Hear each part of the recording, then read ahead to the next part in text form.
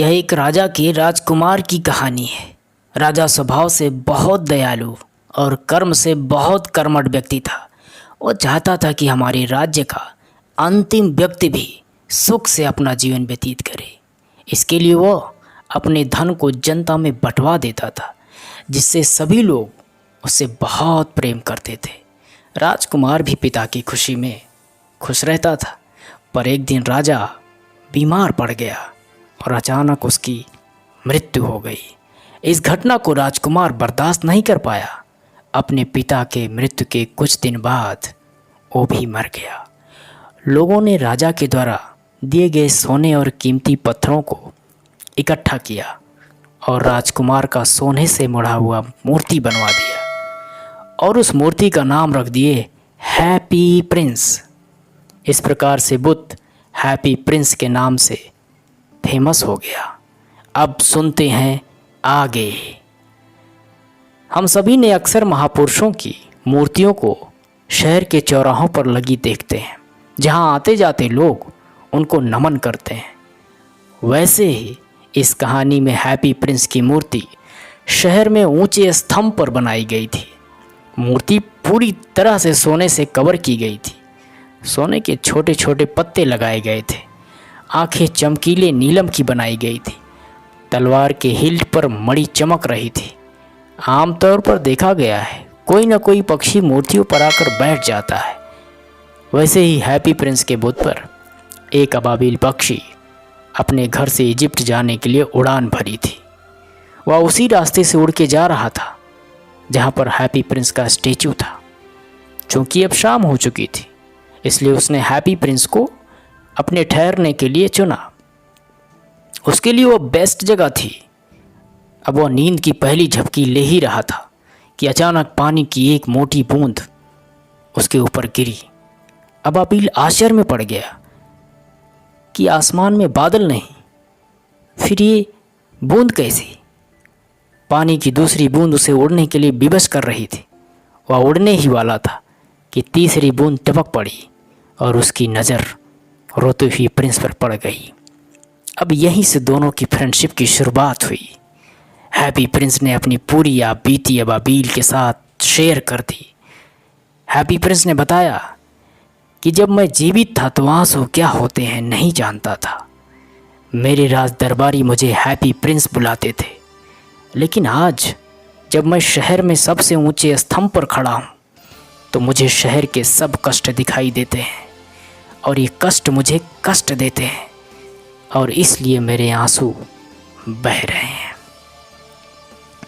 अबाबिल सहानुभूति प्रकट करते हुए बोला, क्या मैं तुम्हारे लिए कुछ कर सकता हूँ? हाँ, क्यों नहीं।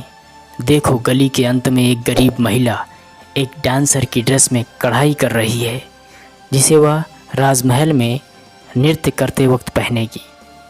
उसका बेटा बिस्तर पर भूखा और बीमार पड़ा है, लेकिन वह उसे केवल पानी ही दे सकती है। उसके पास और कुछ नहीं है। ऐसा करो, तुम मेरी तलवार में जो मणि है उसे निकाल कर उस महिला को दे दो।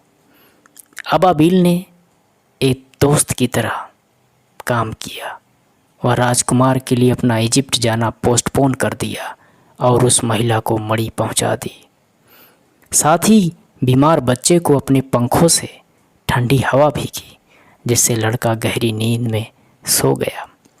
अबाबिल इस घटना को सुनाते हुए हैप्पी प्रिंस से बोला, ये ठंड है फिर भी मुझे गर्मी का एहसास हो रहा है।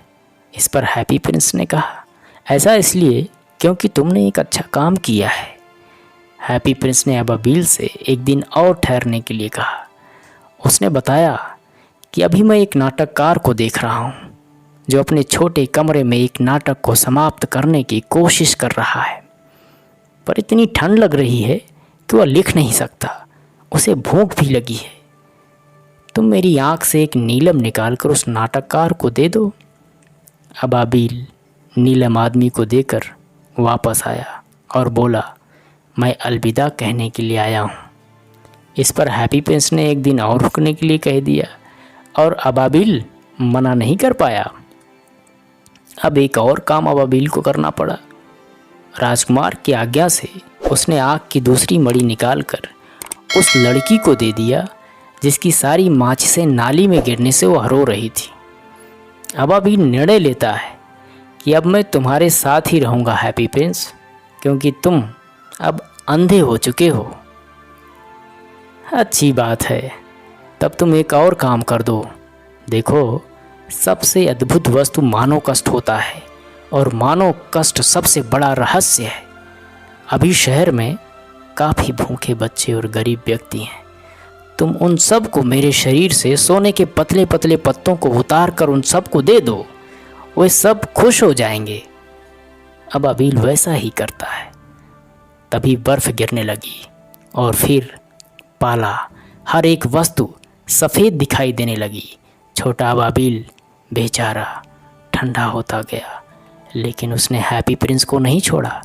वह जान गया था कि मैं और अधिक जीवित नहीं रह सकता, इसलिए उसने हैप्पी प्रिंस को कहा कि मैं तुम्हारा हाथ चूमना चाहता हूँ। प्रिंस ने कहा, मुझे खुशी है कि तुम मिस्र जा रहे हो, इसलिए उसने उसे अपने ओंठ चूमने के लिए कहा। परंतु अबाबिल ने उसे बताया कि मैं मिस्र नहीं जा रहा हूँ, मैं मृत्यु के घर जा रहा हूँ। अबाबिल की आंखें बंद हो जाती हैं और कभी नहीं खुलती। हैप्पी प्रिंस के पैरों के पास अपनी जान दे देता है। उसी समय हैप्पी प्रिंस की मूर्ति के अंदर एक दरार आ गई। हैप्पी प्रिंस का दिल 2 टुकड़ों में टूट गया। अगली सुबह मेयर अपने गार्ड के साथ उधर आया। उसने मूर्ति की तरफ देखकर कहा, अब ये हैप्पी प्रिंस सुंदर नहीं दिख रहा, इसलिए इसे भट्ठी में पिघला दो। परंतु टूटा दिल नहीं पिघला, तो उसे बाहर फेंक दिया गया। ऊपर वाला यानी परमात्मा सब देख रहा था। उसने अपने देवताओं में से एक देवता को शहर से 2 कीमती वस्तुएं लाने के लिए कहा। देवता को वही टूटा दिल और अबाबिल का मृत शरीर मिला, जिसे वे परमात्मा को दिए।